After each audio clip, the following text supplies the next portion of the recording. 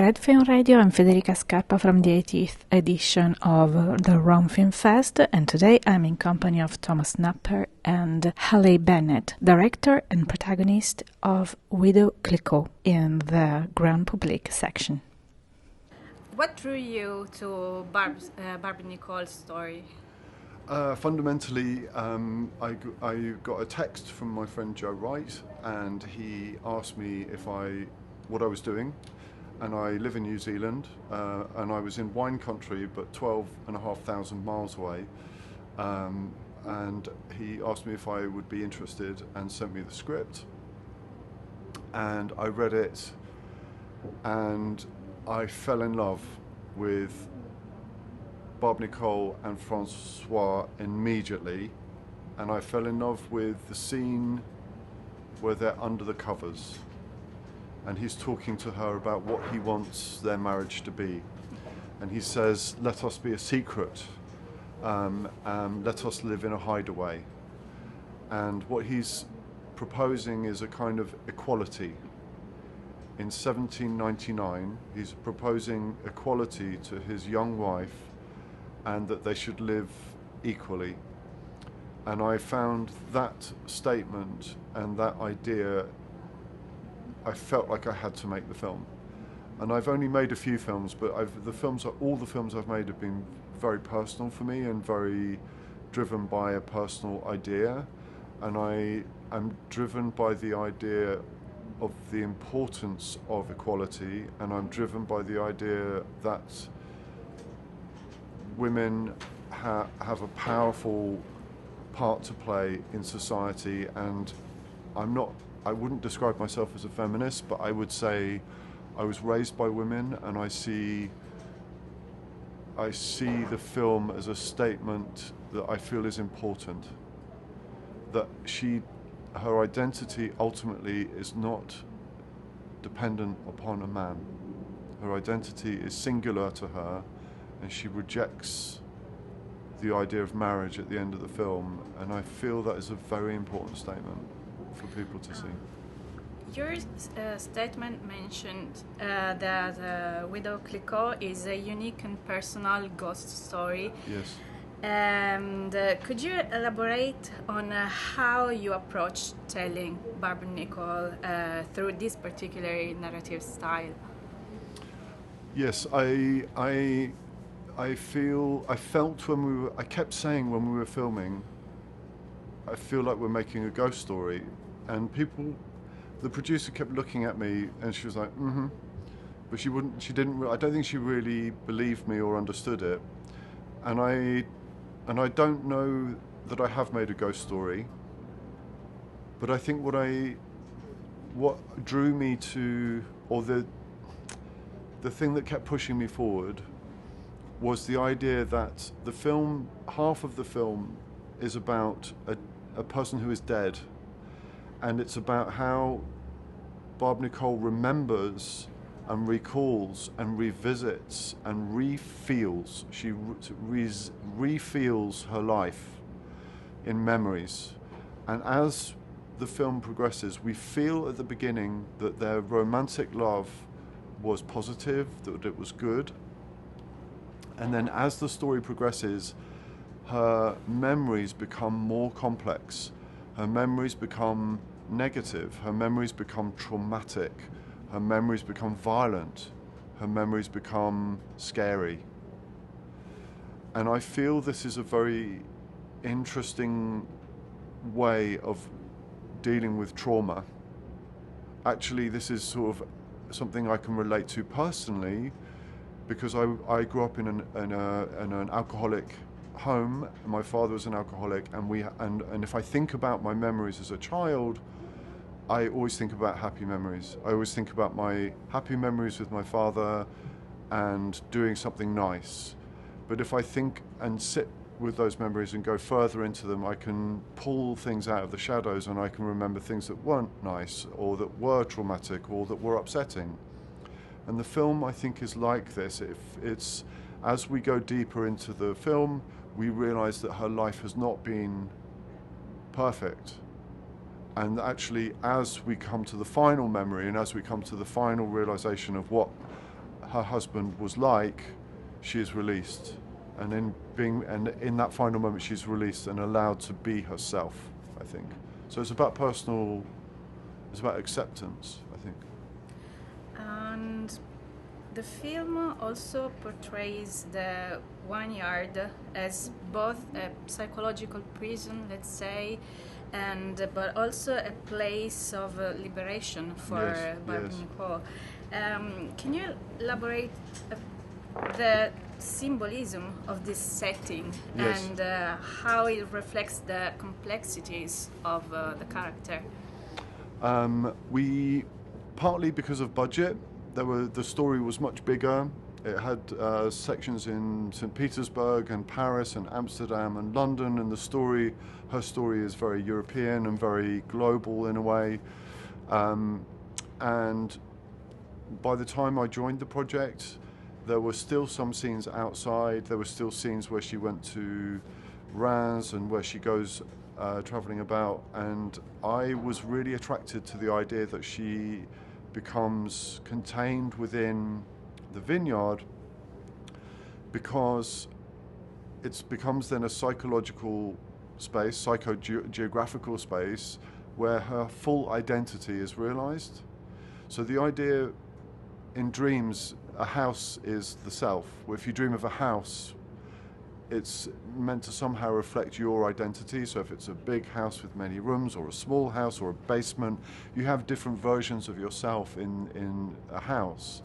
So I felt the house then represented her, and the different rooms represented different aspects of her personality. So the office is where her business was done, and most of the film happens in her office because that is where she was making the company and building the company. But then there were these very interesting corridors and stairwells and the bedroom, and so we really kind of became focused on how to use the house to the maximum. And then for me, glass became a theme. So the shattered glass of the bottles, the shattered glass of the fight, and then her watching always through windows, looking outside to the world outside, became a running kind of theme of somehow that she was imprisoned in this space, and yet we know through the story that it's where she is free.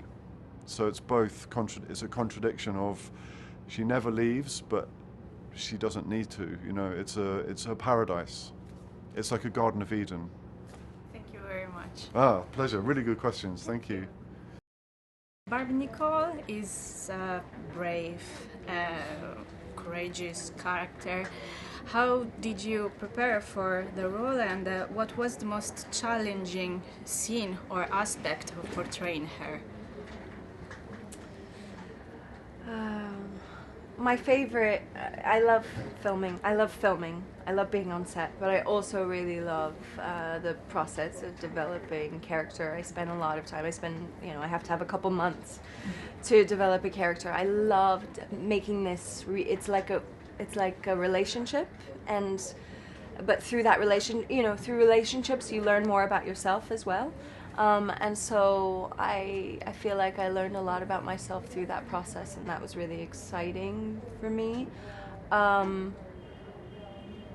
What was you had a second question, and that was? What was the most challenging? What was the most challenging?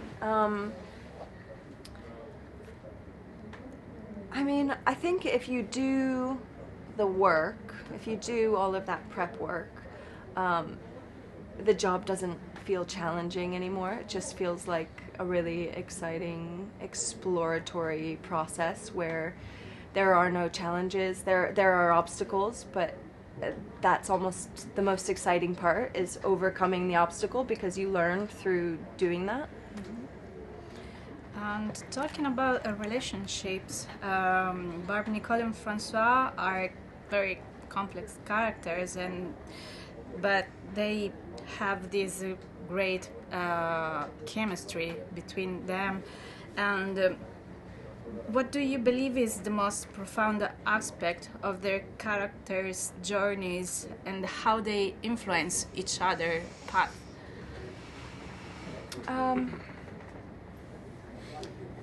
They have I think Barbe and Francois have a special bond. the marriage that they entered into was not necessarily, how we now picture love. We choose our partners. They didn't choose each other. Which is amazing, because what they found was this kind of unbreakable bond. And I think Francois teaches her a lot about herself, and then he changes throughout the process of their relationship, and as he becomes more volatile, she is desperately trying to hold on to what she first discovered, and this love that they made their child on, made this dream on of their vineyard. And when he, the film starts with a dead body, and I love that structure of the film, because you're wondering, or at least I was wondering when I read the script, what happened. She feels culpable, and that guilt is, I think, something that drives her throughout the film. And this film portrays also the winemaking process as a metaphor of life, and with its complexities, challenges. How did you approach embodying this metaphor in your performance? I think for Barb, the intention was always to right the wrongs of the past. And the metaphor for the vines, and for anything growing, is if you cut something down, it regrows, and it grows stronger. And I think that was her objective, would be to turn her heartbreak into something positive, and to create something divine, and to heal. And she does that through the process of creation. One last question. Barbe-Nicole also approaches work in a different and innovative way, opening up to discussion and collaboration with the employees. She says it's a circle. And how do you feel about these in your work as producer, especially? It's something that I could relate with, is this aspect, this dynamic, this creative dynamic of especially allowing myself to have opinions and allowing myself to speak up about how I feel. I didn't always feel confident doing that. And obviously it's through the process of doing the things that scare you, that help you, that foster that goal, that you have to do things that scare you to become what you want to be. And now I do feel like I'm a valuable collaborator, and that I have an instinct, which is ultimately what you need. You need to have that instinct. It's what Barb had. Is she had an instinct. She didn't necessarily have the, she didn't go to school for business. She wasn't like a businesswoman now, even though she was technically, she's considered one of the first businesswomen in not only Europe but the world. Mm-hmm. But it's about having a creative instinct, and then having a kind of courage and